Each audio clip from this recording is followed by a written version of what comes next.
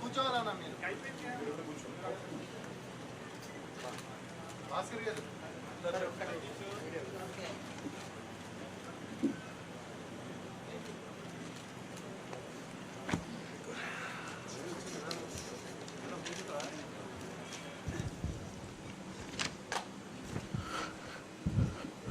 Okay, Telugu Desam పార్టీకి, జనసేన పార్టీకి వారి యోగంలో వచ్చిన రిప్రజెంటేషన్స్, అలాగే జనవాణి కార్యక్రమంలో వచ్చిన వినతులు కానీ, ఆన్లైన్లో వచ్చిన సూచనలు కానీ, అందరికీ రెండు పార్టీలకు వచ్చిన సూచనలని క్రోడీకరించి ఈ మేనిఫెస్టో తయారు చేయడం జరిగింది.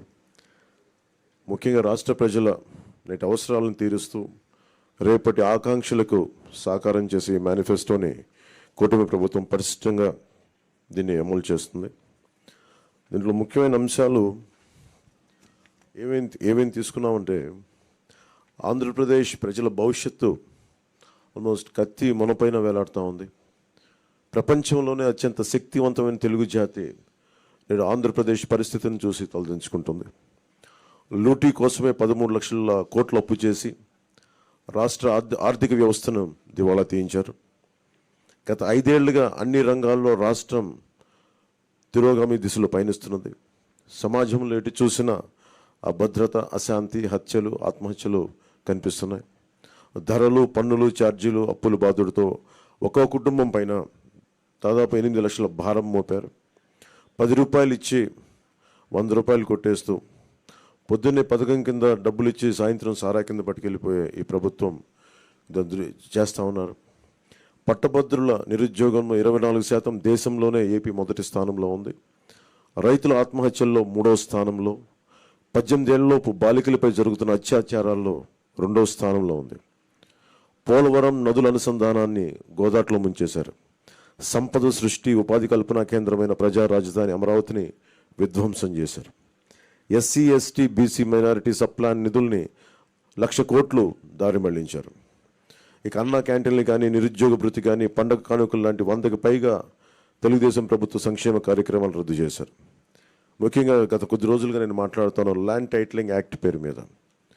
పట్టా పుస్తకాల మీద ఆంధ్రప్రదేశ్ రాజముద్ర తీసి జగన్ ఫోటో వేయించుకొని తన అచ్చరాకైన పనులు చాలా చేస్తూ లక్షలాది ఎకరాల ల్యాండ్ టైటిలింగ్ యాక్ట్ పేరు మీద లక్షలాది ఎకరాలని ప్రజల ఆస్తుల్ని కబ్జా చేస్తున్నారు.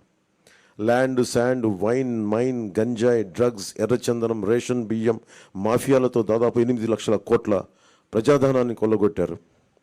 స్థానిక సంస్థల ఎన్నికల్లో బీసీ రిజర్వేషన్లని 10% కోత కోసి 16,800 రాజ్యాంగ పదవులకి బీసీలకి దూరం చేశారు. విషపూరిత మద్యం పోసి 35 లక్షల మంది ఆరోగ్యాలు నాశనం చేశారు. 30,000 మంది ప్రాణాలు తీసి వారి భార్యలకి పసుపు తాడులు మంట కలిపారు. గృహ నిర్మాణం పేరుతో పేదల్ని అప్పుల పాలు చేశారు. ప్రశ్నించిన ప్రతిపక్షాలు ఎస్సీ, ఎస్టీ, బీసీ, మైనారిటీలని 600 మందిని హత్య చేశారు. వివేకానంద రెడ్డి గారి హంతకుల్ని ఇంకా కాపాడుతూనే ఉన్నారు. స్థానిక సంస్థలకు కేంద్రం ఇచ్చిన 12,000 కోట్ల రూపాయలని దారి మళ్లించారు. గ్రామ పట్టణాభివృద్ధిని దెబ్బతీశారు దారి మళ్లించి. ఈ విధ్వంస పరిస్థితులను చక్కదిద్ది రాష్ట్రాన్ని గాడిలో పెట్టేందుకే ఎన్నికల రూపంలో ఒక అవకాశం మన ముందుకు వచ్చింది. ఈ విధ్వంస పాలన సాగనంపి స్వర్ణాంధ్రను నిర్మించుకోవడానికే మా కూటమి అభ్యర్థులకి ఘన విజయం చేకూర్చాల్సిన అవసరం ప్రతి ఓటరు పైన ఉన్నదని విజ్ఞప్తి చేస్తున్నాం. తెలుగుదేశం పార్టీ చేసిన సూపర్ 6, అలాగే జనసేన ప్రతిపాదించిన షణ్ముఖ వ్యూహం, ఈ మూడిటితో కలిపి ముందుగా మేము 12తో ప్రారంభించి ఈరోజు సంపూర్ణంగా అన్ని ఎస్సీ, ఎస్టీ, అన్ని రకాల వర్గాలకి, ముస్లిం మైనారిటీలకి, క్రిస్టియన్లకి, అన్ని సంఘాల వాళ్ళకి, అన్ని రంగాల వాళ్ళకి చాలా సమగ్రంగా ఏర్పడిన కూటమి ఇది మన ఈ మేనిఫెస్టో. ఇది ముఖ్యంగా దీంట్లో నేను మీ దృష్టికి తీసుకొచ్చేది యువతకి 20 లక్షల ఉద్యోగాలు ఈ 5 సంవత్సరాల్లో, అలాగే నెలకి మనకి 3,000 రూపాయలు నిరుద్యోగ భృతి, స్కూల్కి వెళ్ళే ప్రతి విద్యార్థికి ఏడాదికి 15,000 రూపాయలు, ప్రతి రైతుకి ఏటా 20,000 ఆర్థిక సాయం, ప్రతి మహిళకి నెలకి 1,500 రూపాయలు, 19 సంవత్సరాల నుంచి 59 సంవత్సరాల వరకు, ప్రతి ఇంటికి ఏడాదికి ఉచితంగా 3 గ్యాస్ సిలిండర్లు, మహిళలకి ఉచిత బస్సు ప్రయాణం,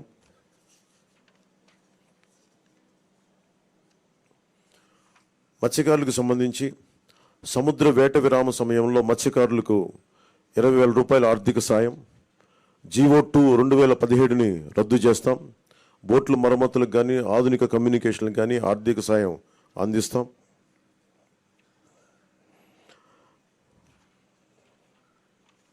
ముఖ్యంగా ఆర్యవైశ్య సంక్షేమానికి ఆర్యవైశ్య కార్పొరేషన్కి తగు మేరకు నిధులు కేటాయింపు, చిరు వ్యాపారాలకు వడ్డీ లేని రుణాల సౌలభ్యం, స్వేచ్ఛాయుత వాతావరణంలో వ్యాపార నిర్వహణకు పటిష్ట చర్యలు.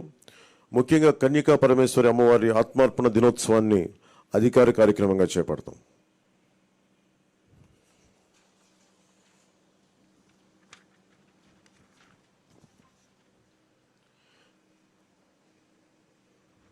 ఆక్వా రంగానికి సంబంధించి అవసరం ఉన్న జిల్లాల్లో 5,000 టన్నులు నిల్వ సామర్థ్యం కలిగిన కోల్డ్ స్టోరేజ్లు, అన్ని జోన్లో ఉన్న వారికి విద్యుత్ యూనిట్కి గతంలోలాగే ₹50 సరఫరా చేస్తాం.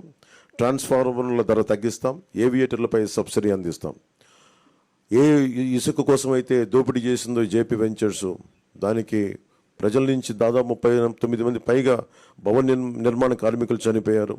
మేమందరం వారికి అండగా ఉన్నందుకు ఈ రోజున వారికి సామాన్యులకి ఇసుక అందుబాటులో ఉండే విధంగా సమగ్రమైన ఇసుక విధానం, అలాగే ముఖ్యంగా విద్యార్థులకు సంబంధించి ఎయిడెడ్ కాలేజీలు, ప్రైవేట్ పీజీ విద్యార్థులకి ఫీజు రీయింబర్స్మెంట్ పునరుద్ధరిస్తాం.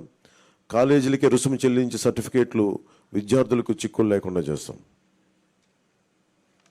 ల్యాండ్ టైటిలింగ్ యాక్ట్ని రద్దు చేసి ప్రజలకి రక్షణ కల్పిస్తాం. మిగతావన్నీ చంద్రబాబు గారు తెలియజేసుకుంటారు. గౌరవ మాజీ ముఖ్యమంత్రి.